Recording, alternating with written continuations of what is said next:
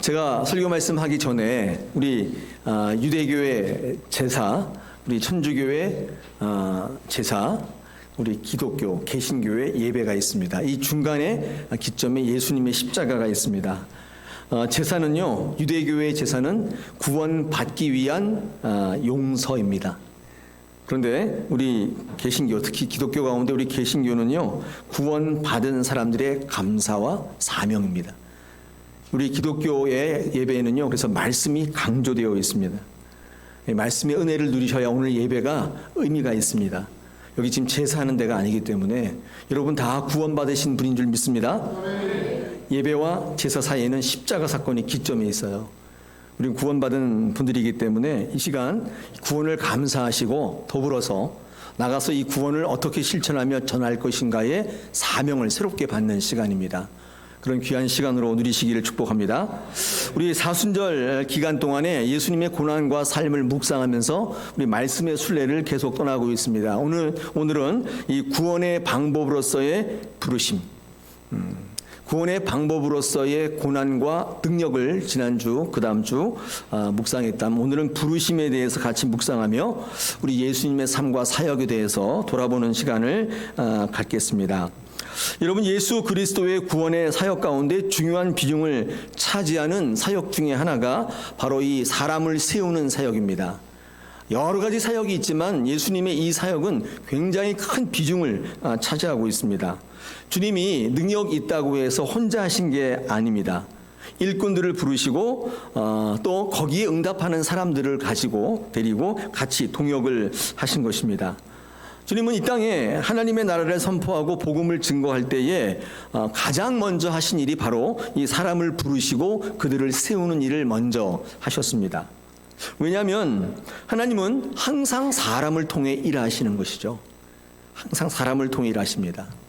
하나님께서 이 온 우주 만물을 만드신 다음에, 여러분을 만드신 다음에 그 가운데 딱 세워놓으시고 중심적 인물로, 존재로 세우셨어요.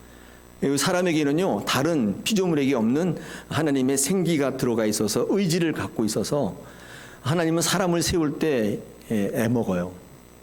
부르시면은 안 오려고 그래요. 그건 왜 그러냐면 여러분이 의지가 있기 때문에 그렇습니다. 하나님께서는 그래서 사람을 부르실 때에 여러 가지 방법을 이제 쓰시는데 이 부르심이 그들에게는 곧 구원이 되는 것입니다. 부르실 때 응답하면 구원이 일어나는 줄 믿습니다. 할렐루야. 네. 하나님께서는 그래서 사람이 먼저예요. 사람이 먼저다. 뭐 그런 거 있잖아요. 사람이 먼저예요. 사역이 먼저가 아니라 교회에서 사역 안 해도 괜찮은데 사람이 서야 돼요. 사역하시느라고 사람들 다 넘어지고 다 떠나가고 그 뭔가가 잘못되어 있는 거예요. 이 교회는 사업터가 아니에요. 어떤 목표를 세워놓고 그걸 이루는 그런 데가 아니라 그거는 부차적인 것이고 사람이 구원을 받는 데예요. 그래서 사람이 서야 돼요. 여기는 회사가 아니에요. 사람이 서야 되고 일은 좀 안 돼도 괜찮아요. 일을 안 하라는 얘기가 아니라 뭐 안 돼도 괜찮다는 얘기가 아니라 안 해도 사람이 서야 되는 거예요. 둘 중에 하나를 선택한다면 무조건 사람을 선택하셔야 돼요. 왜요? 이게 하나님의 사역의 원리입니다. 원칙입니다. 주님은 이 땅에 오셨을 때 그래서 사역 이전에 사람을 다 세우시고 그들을 양육하시고 또 기르시는데 모든 시간들을 할애하셨습니다. 이 예수님의 공생애를 쭉 펼쳐놓고 볼 때 이 사람 세우는 일이 거의 대부분이었어요. 십자가에서의 대속 사건은 굉장히 중요하죠. 예수님께서 십자가에 못 박혀 돌아가셨다가 부활하셨는데 그 사건의 의미는 죄와 사망의 권세에 사단을 이기시고 그들에게 치명적이면서 결정타를 날린 거예요. 그들은 거기서 멸절한 것입니다. 여러분, 이 십자가의 구속의 사역은 많은 사람들에게 구원을 주었단 말이에요. 이 십자가의 구원은 모든 인류에게 해당되는 선포된 복음입니다. 그런데 그렇다고 해서 십자가의 구원의 이 복이 누구에게나 복음이 되는 게 아니라 십자가에 달려 죽으셨다가 부활하신 그 예수 그리스도를 믿는 자마다, 아무나 막 다 이렇게 하는 게 아니에요. 여러분 잘 알고 계신 요한복음 3장 16절에 하나님이 세상을 이처럼 사랑하사 독생자를 주셨으니 이는 누구마다? 그를 믿는 자마다. 멸망하지 않고 영생을 얻게 하려 하십니다. 독생자를 줬기 때문에 누구든지 어중이 떠중이 아무나 다 그렇게 돼 있지 않고 그를 믿는 자마다 조건이 있어요. 믿는 자마다. 예수 그리스도께서 십자가에서 죽으시고 부활한 사건, 여러분 이 사건은 여러분에게 구원을 선물하는 굉장한 사건인데, 여러분 이 사건을 통해서 구원을 얻는 많은 분들은요 어떤 책임이 있냐면 그것을 전해야 될 책임을 갖고 있는 거예요. 복음을 증거해야 될 문제가 우리에게 과제로 주어지고 있는 것입니다. 그 이후에 예수 그리스도는 십자가 이후에 부활하시고 그 이후에 승천하신 이후로는 이 땅에 계속 계시지 않을 것임을 알고 계셨기 때문에 이 십자가의 이 복음, 이 구원의 이 메시지, 이 희소식, 이것을 계속적으로 이어갈 많은 사람들을 세우시고 증인들을 만드시는데 모든 공생의 시간들을 할애하셨습니다. 그 부르심에 충실히 응답하면 구원이 일어나는 것입니다. 여러분 이 부르심의 사건, 또 우리가 이것을 증거하는 사건은 주님께서 생각하실 때에 여러분의 힘만으로는 되지 않기 때문에 그 사역을 감당하실 때에 주님께서 성령을 보내어 주시겠다고 약속을 해 주셨습니다.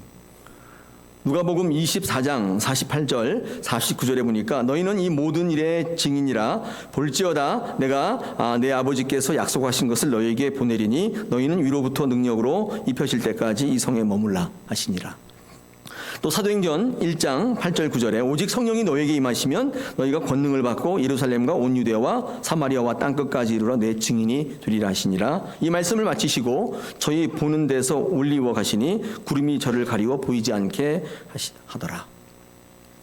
이게 우리가 감당할 수가 없기 때문에 이 부르심을 받은 여러분들이, 세워진 사람들이 이 예수 그리스도의 십자가의 복음의 능력을 전달할 때 우리의 힘으로 잘 안 되기 때문에 이게 우리의 과제거든요. 그래서 하나님께서는 성령을 주시겠다, 성령을 보내어 주시겠다고 약속해 주셨습니다. 여러분 이 사역을 지금 우리에게 위임하고 계시는 거예요. 주님은 이 복음을 증언할 사도들을 부르시고 양육하는데 온 힘을 다 기울이셨어요. 그러므로 먼저 믿은 사람들은 이 구원의 복음을 만민에게 전해야 할 책임과 의무와 사명을 이제 부여받은 겁니다. 먼저 믿은 분들, 여러분들이에요. 예수님 당시에 처음 믿은 사람이 먼저 믿은 사람인데 그 사람들은 그때 먼저 믿은 사람이고, 여러분은 지금 여러분이 안 믿는 가족이나 친구보다 먼저 믿었다고요. 이 먼저 믿었다는 이 단어는 시대적인 시점이 기점이 아니라 여러분의 살아가는 상황적 기점이에요. 지금 여러분의 가족 가운데 먼저 믿은 분이 있잖아요. 그분들은 어떤 책임과 의무와 사명이 있냐면 이것을 전달해야 될 사명을 부여받고 있어요. 근데 주님은 너무 힘들기 때문에 사명과 책임만 주시는 게 아니라 뭘 주신다고요? 능력을 함께 주시겠다. 여러분 그 능력을 우리는 전문 용어로 성령의 은사라고 얘기합니다. 은사를 주시는 거죠. 여러분 그 은사는요, 이 복음의 구원의 복음을 증거할 때 반드시 필요한 것들이에요. 하나님의 말씀을 증언할 때 필요한 모든 것들을 부어주시겠다. 성령께서 은사로 부어주시겠다고 말씀합니다. 그러므로 이 성령의 은사는요, 하나님의 이 말씀을 증언할, 또 하나님의 나라를 전파할 이 사명을 감당하기로 결단한 사람마다 성령께서 우리에게 부어주세요. 때로는 방언으로. 이 방언은 뭐냐면 왜 그런 얘기를 하는지 잘 알 수 없으나 이 방언으로 기도하게 하심으로 그 사역자들을 위로하시고 격려하신다고 생각이 됩니다. 때로는 이 예언의 능력으로, 예언의 은사로, 제가 지금 예언하고 있다고 봐야겠죠. 많은 사람들을 올바르게 이끄는 올바른 말씀, 온전한 말씀을 선포하는 거, 이걸 예언이라고 합니다. 예언을요, 앞일을 예언하는 게 아니라 이 예자는 맡을 예자예요. 말씀을 맡았다는 뜻입니다. 여러분이 그냥 말씀 보면 헷갈리시니까 말씀을 어떤 기점에 어떤 기준을 잘 해석해서 여러분의 삶에 적용토록 선포하는 이게 예언의 은사예요. 그러니까 저는 예언의 은사가 있는 거죠. 어떤 분은 방언의 은사로, 또 어떤 분은 병으로 고통받는 이들을 온전케 치유하는 신유의 은사로. 여러분 필요하다면 하나님께서 이것을 다 부어주세요. 이것을 가지고 하나님의 나라를 증거하고 복음을 전파하는데 사용하라는 것입니다. 여러분 복음서를 쭉 읽어보시면 예수님의 많은 기적과 이적들이 등장하고 있잖아요. 근데 여러분 어떤 복음서에 나타난 기적과 이적이든지 공통점이 있는데 그게 뭐냐? 예수님께서 복음을 증거하시고 하나님의 나라를 전파할 때 나타나요. 어떨 때요?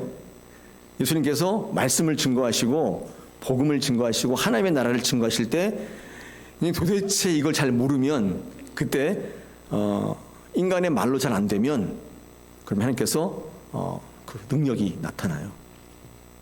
이 공통점이에요. 마태든 마가든 누가든 어디든 마찬가지예요. 예수님은 단 한 번도 자신을 위해서 기적을 베풀지 않으세요. 자신을 위해서 돌 하나라도 떡을 만들지 않으셨어요. 늘 고단하셨고 피곤했으며 굶주린 삶을 사셨어요. 예수님은 머리 둘 곳도 없다고 말씀합니다. 마태복음 8장 20절에 보니까 인자는 머리 둘 곳도 없다. 자신을 위해서 그 흔한 집 한 채 사지 않으셨어요. 그 능력의 주님께서 부동산 정보도 잘 아실 텐데 한 번도 그런 적 없어요. 누가 주시면 먹고 그렇게 하셨지 돌덩이를 가지고 떡을 만들지 않으셨어요. 자신을 위해서. 오로지 하나님의 나라를 증거하기 시작할 때 그때 기적이 나타나고 이적이 나타났던 것입니다. 그게 은사의 정확한 정의예요. 여러분 기적을 행하고 싶으세요? 하나님의 나라를 증거할 사명을 결단해 보세요. 내게 주어진 이 시간들 가운데 내가 나를 위해 살지 않고 내가 그 나라를 위해 살겠다고 사도로서 한번 결단해 보세요. 여러분 삶에 은사들이 부어지기 시작해요. 돈이 필요하다면 돈을 부어주시고 건강이 필요하다면 건강을 또 부어주세요. 저는 그 모든 것들이 다 그 은사라고 생각이 됩니다. 하나님께서 그저 부어주시는 거죠. 그런 은사가 여러분 가운데 넘치시길 축복합니다. 그러므로 은사는요 그렇게 쓰여져야 됩니다. 은사를 가지고 내가 얼마나 대단한지, 내가 얼마나 능력이 있는지, 내가 얼마나 너와 다른 존재인지 이것을 증명하려는 수단으로 쓰시면 안 돼요. 또한 자기 유익의 수단으로 이 성령의 은사를 착각하시면 안 돼요. 은사는 이제 그런 게 아니라는 것입니다. 이 시대에 많은 신앙의 어려움이 뭐냐면 성령에 대한 오해 때문에 생기는 거 아니에요. 은사는 전부 예수 복음의 증언에 사용하시기 위해서 성령께서 우리에게 위임하신 능력이에요. 뭘 위해서요? 예수님의 복음 증거, 하나님의 나라의 전파, 이걸 위해서 여러분에게 위임하신 능력입니다. 할렐루야. 우리가 성령의 은사를 이해할 때 가장 큰 함정이 있습니다. 그게 뭐냐면 이런 겁니다. 많은 분들이 이렇게 얘기해요. 내가 성령의 능력 받아가지고 잘 되어서 내가 본이 되어서 예수님의 증인이 되면 효과적이지 않겠냐 이렇게 말씀합니다. 내가 일단 잘 되고 성령의 능력 받아서 잘 되고 그 다음에 예수님을 증거하면 이게 먹히지 않겠냐 이렇게 이야기하는 분이 많이 있어요. 근데 그렇지 않아요. 그렇지 않습니다. 그건 여러분의 욕심이요 탐욕이에요. 성령의 은사를 잘못 이해하신 거예요. 사단의 속임수예요. 주님은 그렇게 말씀하시거나 행하신 적이 없어요. 예수님께서 우리에게 요구하시는 믿는 자의 본이 뭔지 아세요? 그것은 예수님이 직접 보여주신 것처럼 낮아지심, 헌신, 희생이에요. 이게 예수님께서 우리에게 보여주신 본이에요. 제가 한번 성경 말씀 한번 보겠습니다. 요한복음 13장 12절로 15절까지 제가 말씀을 한번 읽어보겠습니다. 그들의 발을 씻으신 후에 옷을 입히시고 다시 앉아 그들에게 이르시되 내가 너희에게 행한 것을 너희가 아느냐? 너희가 나를 선생이라 또는 주라 하니 너희 말이 옳도다. 내가 그러하다. 내가 주와 또는 선생이 되어 너희 발을 씻었으니 너희도 서로 발을 씻어주는 것이 옳으니라. 내가 너희에게 행한 것 같이 너희도 행하게 하려 하여 본을 보여노라. 주님이 복음을 증거하고 하나님의 나라를 증거할 때 잘 돼서 그렇게 말하신 적이 없고 주님께서 지금 보여주신 것처럼 낮아지신 헌신과 섬김 이 본이 될 때 많은 사람들이 주께로 돌아온다고 말씀하는 거예요. 주님 우리에게 보여주신 본이 그거예요.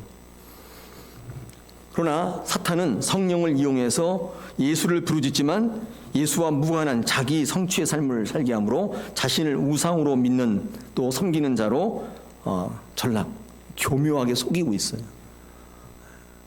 오늘 예수님, 사람을 세우시는 예수님의 그 배경을 좀 제가 설명을 좀 드렸는데 왜 예수님은 사람을 세울 수밖에 없었는가?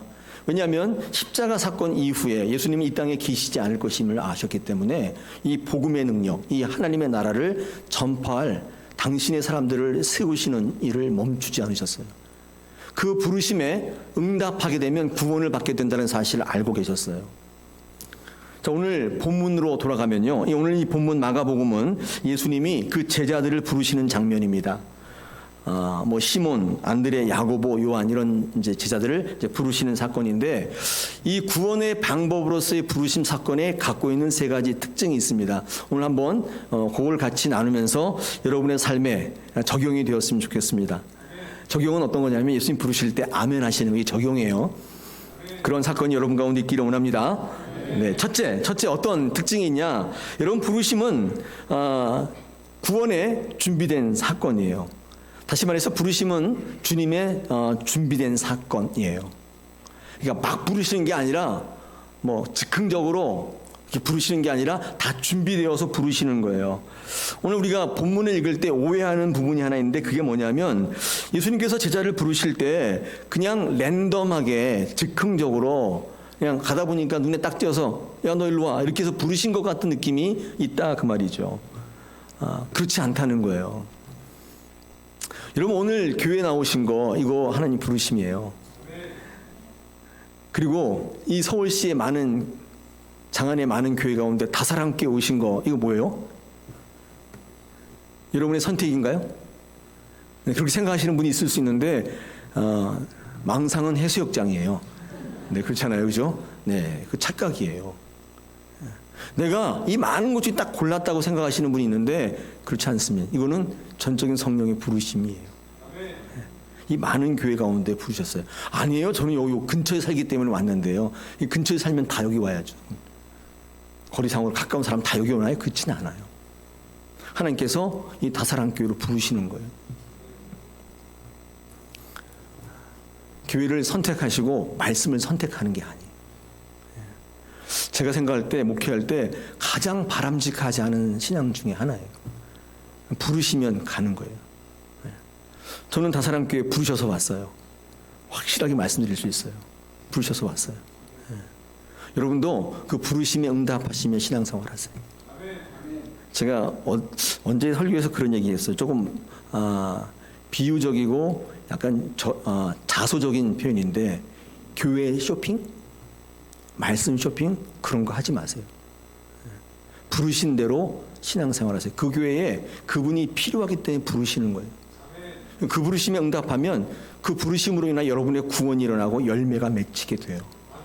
주님은 지금도 그것을 원하시기 때문에 이 교회를 계속 부르시는 거예요. 여러분을 부르고 계시는 줄 믿습니다. 어느 날 갑자기 이렇게 우연찮게 즉흥적으로 부르시는 게 아닙니다. 많은 분들은 신앙을 자기가 선택한 자기의 신앙으로 착각하시지만 하나님의 일은 어느 날 갑자기가 없어요. 우연히 그런 게 없어요. 오늘 이 자리에 나오신 발걸음도 주님이 역사적으로 계속 준비하고 계시는 거예요. 역사하시는 거예요. 목적을 향해 이끌고 계시는 줄로 믿습니다.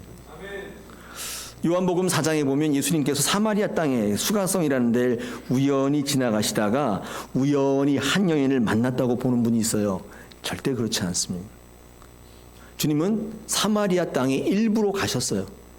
그리고 거기에 물동이를 이고 정오 12시에 아무도 안 나오는데 야곱의 우물에 물을 길러오는 여인이 있다는 걸 알고 계시고 거기 가셨어요. 우연하게 만나셔서 우연히 너 여기 웬일이냐 그런 거 아니에요. 오늘 여기 우연히 시몬과 안드레를 만나고 또 제자로 부르시고 그런 것처럼 보이지만 이 마가복음에는 그렇게 기록했지만 왜냐하면 마가의 신학은 어떤 신학이냐면요. 이게 예수님이 찾아가는 이런 신학이에요. 이거는 예수님이 주권적인 어떤 그 신학을 강조하는 거겠죠. 그런데 여러분 요한복음을 읽어보시면 다르게 되어 있습니다. 요한복음 어떻게 되어 있냐면 그들이 주님을 찾아오는 의지적 신학을 보이고 있어요. 어떤 것이든 간에 주의 부르심에 응답하는 모습이죠. 제가 성경 읽다 보니까 여기 한번 제가 적어왔는데 이 안드레와 시몬 이게 우연히 만난 것처럼 보이는데 요한복음에 보면 철저하게 미리 만남이 있었어요. 제가 한번 읽어보겠습니다. 요한복음 1장 35절. 또 이튿날 요한이 자기 제자 중 두 사람과 함께 섰다가, 이 요한은 세례 요한입니다. 이 세례 요한이 자기 제자 중 두 사람과 함께 섰다가 예수께서 거니심을 보고 말하되 보라 하나님의 어린 양이로다. 두 제자가 그 말을 듣고 예수를 따르거늘 예수께서 돌이켜 그 따르는 것을 보시고 물어 이르시되 무엇을 구하느냐 이르되 라삐여 어디 계시오니까 하니, 라비는 번역하면 선생이라. 예수께서 이르시되 와서 보라. 그러므로 그들이 가서 계신 데를 보고 그날 함께 거하니 때가 10시쯤 되었더라. 요한의 말을 듣고 예수를 따르는 두 사람 중에 하나는 시몬 베드로의 형제 안드레다. 이게 무슨 말이죠? 이미 만나서 얘기를 했어요. 이게 우연이 아니에요. 이미 주님께서는 그가 누군지를 아셨어요. 어쩌면 주님은 그를 부르기 위해서 접촉을 하셨고 기도하셨고 준비하셨는지 모르겠어요. 요한은 다르게 설명하고 있어요. 오늘 마가는 마치 우연처럼 그들이 찾아간 것처럼 보이지만은 요한은 다르게 이야기하고 있어요. 이런 베드로가 주께로 돌아오는 데는 또 누가복음에는 뭐라고 되어 있습니까? 요한복음에는 동생 안드레가 베드로를 주님께로 데려오잖아요. 근데 누가복음은 뭐라고 되어 있어요? 누가복음 5장에 보니까 갈릴리 해변에서 이렇게 고기 잡고 있는 베드로가 아무것도 못 잡고 있으니까 주님께서 어떻게 해요? 베드로를 만나 주시죠. 그 베드로의 배에서 이 베드로와 영적 교류가 있었어요.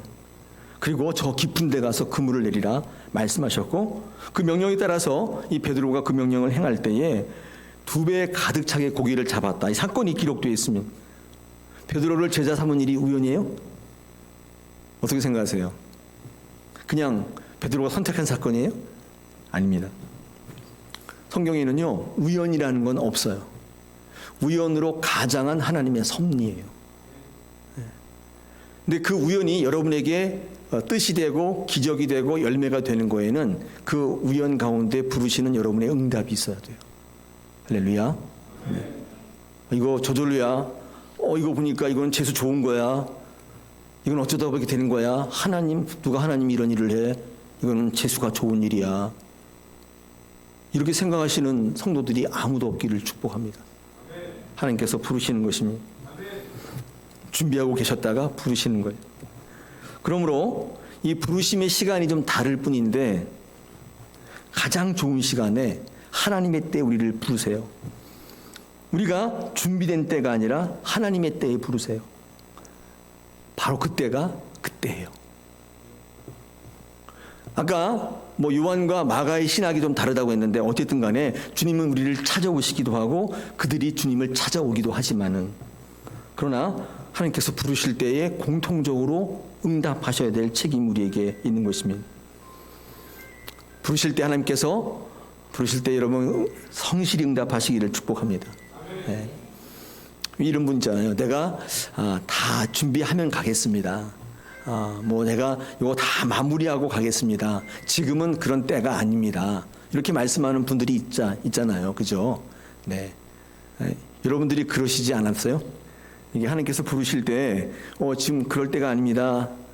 저는 지금 그런 거 할 때가 아니에요. 저는 아직 준비 안 됐습니다. 뭘 준비하시는데요? 아무튼 준비 안 됐어요. 부르지 마세요. 이런 분, 자기가 때를 정하는 분이 있어요. 이제는 나는 이제 그거 할 때가 아니라 이렇게 생각하시는 분이 있어요. 그렇지 않아요. 그럼 하나님께서 어떻게 부르세요? 교회를 통하여, 말씀을 통하여 여러분 부르시는 거예요. 그럼 이 자리에 어떻게 해요 지금? 예수님의 구원의 방법으로서의 부르심이 여러분에게 선포되고 있는 거예요. 구원을 얻는다니까요. 근데 나는 그때가 아니야. 이렇게 하시지 않게 되기를 축복합니다.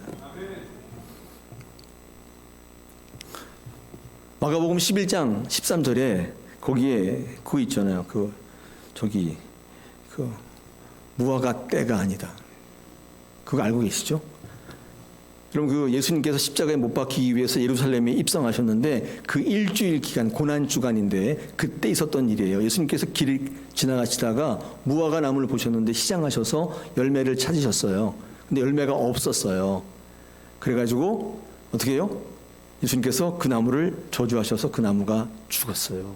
근데 그 11장 13절에 뭐라고 되어 있냐면 무화과 때가 아니다 이렇게 돼 있어요. 쉽게 말하면 겨울철에 과수원에 가서 사과를 찾으신 거예요. 그 제자들이 너무 신기해서 그때는 말 못하고 나중에 물어보니까 그 말씀의 의미가 뭐냐면 종말에 주님께서 부르시는 사건인데 때란 따로 없어요. 어떤 때가 때예요? 주님이 부르시는 때가 그 때예요. 저는 아직 어린데요. 저는 아직 시간이 아직 많이 남았는데요. 저는 뭐 그런 거 없어요. 그냥 부르시면 그게 때예요. 할렐루야. 네. 오늘 이 시간에 이 구원의 방법으로서의 부르심을 들으실 때에 순종하실 준비가 되어 주시길 축복합니다. 네. 뭐 정리하고 뭐 기준 이런 거보다도 그냥 부르시면 아멘 하시면 돼요. 자, 오늘 이 부르심의 사건 첫 번째 특징은 부르심은 하나님의 준비된 사건이다.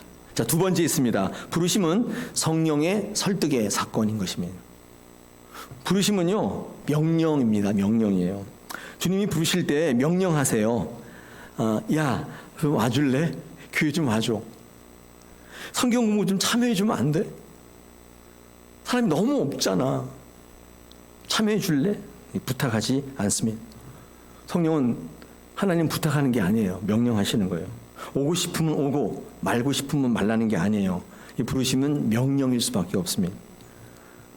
근데 여러분 이 명령을 들으려고 하니까 마음이 내켜요?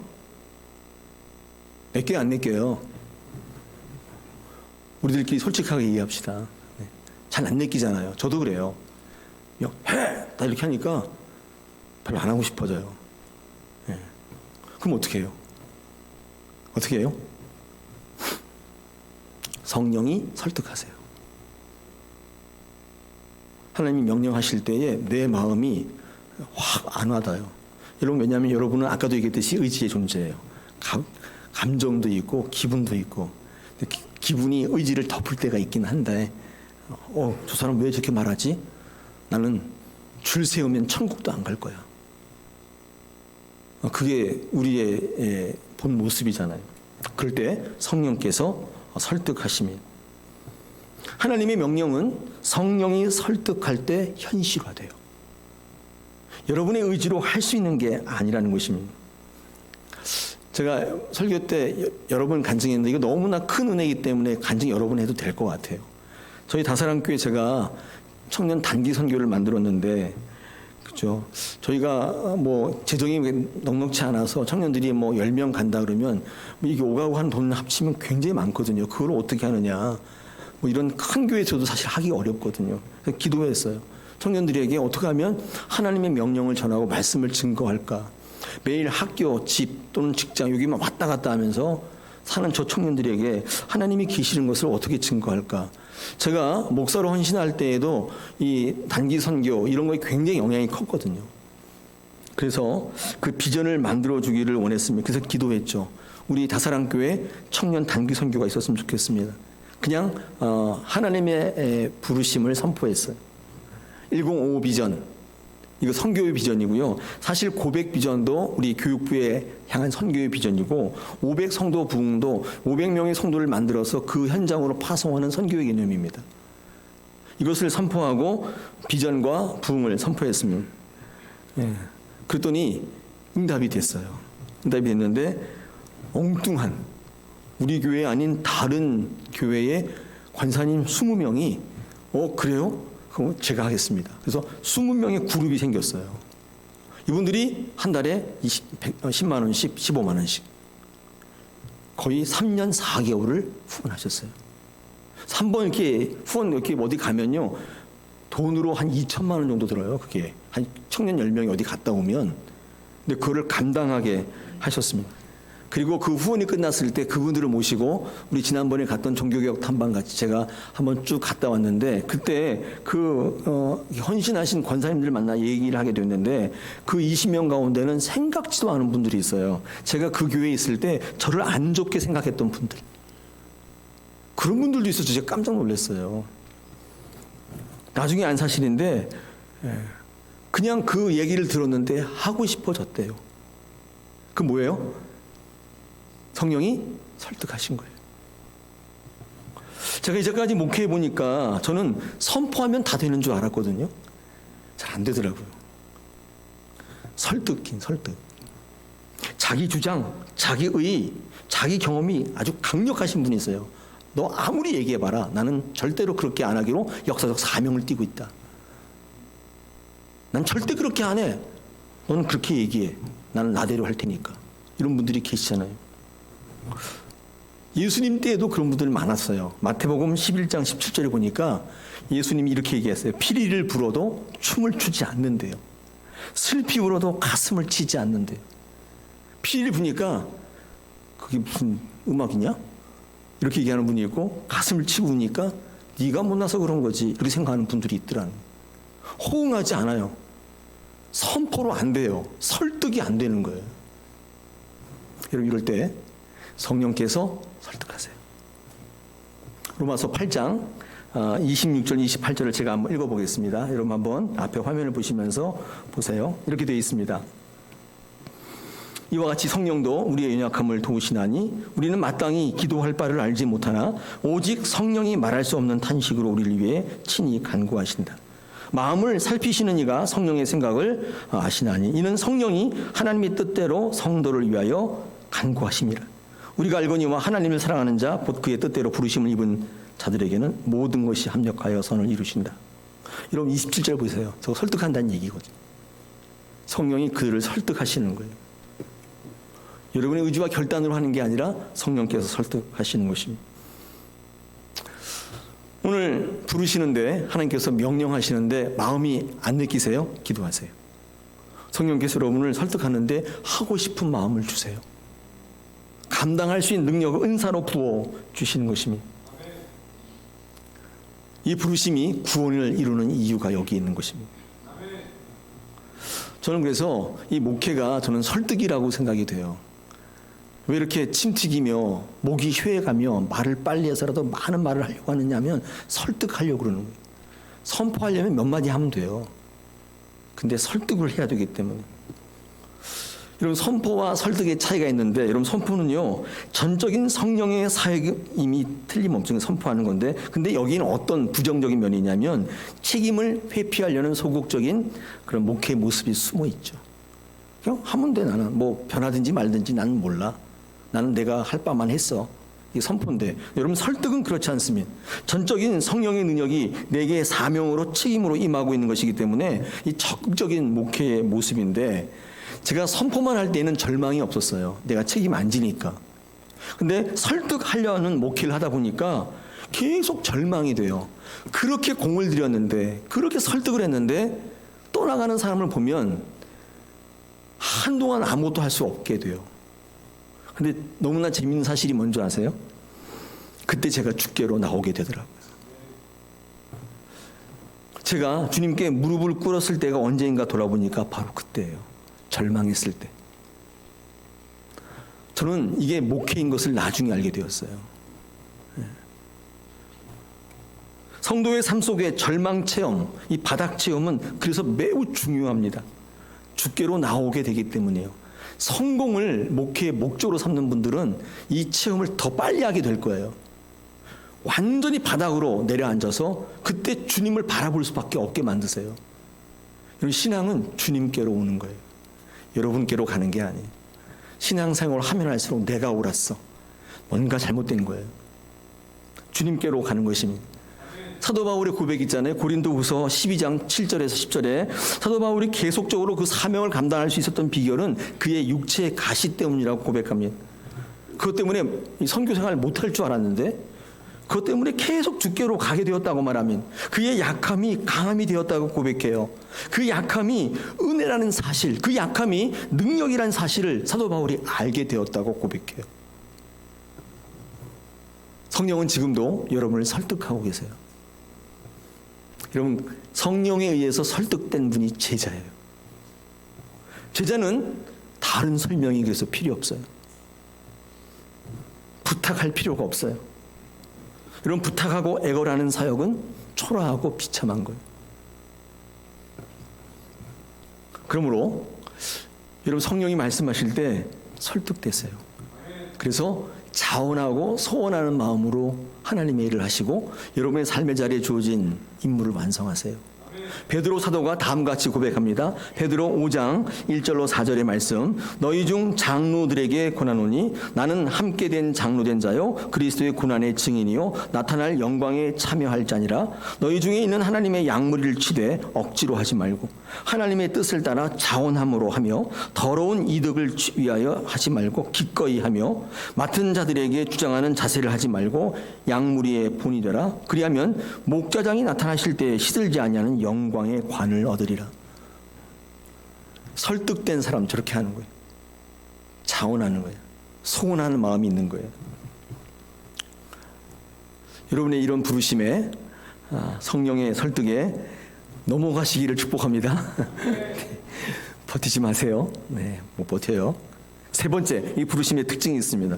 이 부르심은 전적인 사건입니다. 전적인 사건. 오늘 18절, 20절에 보니까 공통적으로 곧 버려두고, 이 곧이라는 말은 곧 버려뒀다는 말이 18절, 20절에 두 번이나 반복되어 나오거든요. 이 곧이라고 하는 것은 지체하지 않았다는 뜻이에요.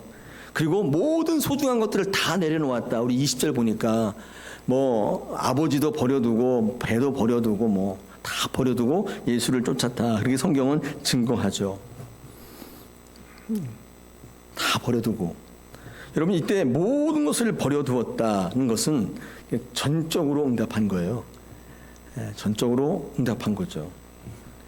그럼 성경 도처에서는요, 이 부르심과 응답이 영적인 의미, 구원을 얻으려면 전적인 것이어야 한다고 말씀합니다. 제가 구약과 신약에 똑같은 말씀 두 개를 적어봤습니다. 신명기 6장 4절 5절에서 이스라엘아 들으라, 우리 하나님 여호와는 오직 유일하신 여호와이시니 너는 마음을 다하고 뜻을 다하여 힘을 다하여. 이게 뭐예요? 전적으로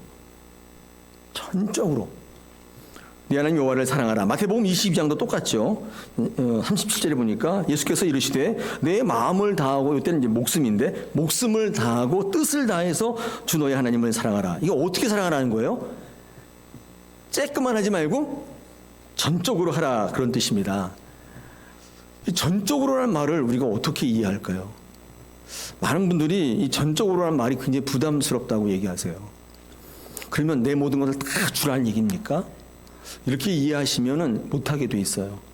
여러분, 전적이란 말은요, 모든 것이라는 말보다도 내 있는 그대로의 뜻입니다. 내 상황 그대로예요. 내 모습 그대로. 이게 전적인 거예요. 전적인 순종, 전적인 헌신, 모든 것을 다 드리라고 말한다면 할 수 없게 만들죠. 그러나 전적인 것은 내가 숨기고 싶은 그것들도 있어요. 내가 드러내 보이고 싶지 않은 것도 있어요. 근데 그냥 내 모습 그대로 드리시면 돼요. 이게 주님이 받으실 때는 전적인 것을 보세요. 숨기고 그런 게 아니에요.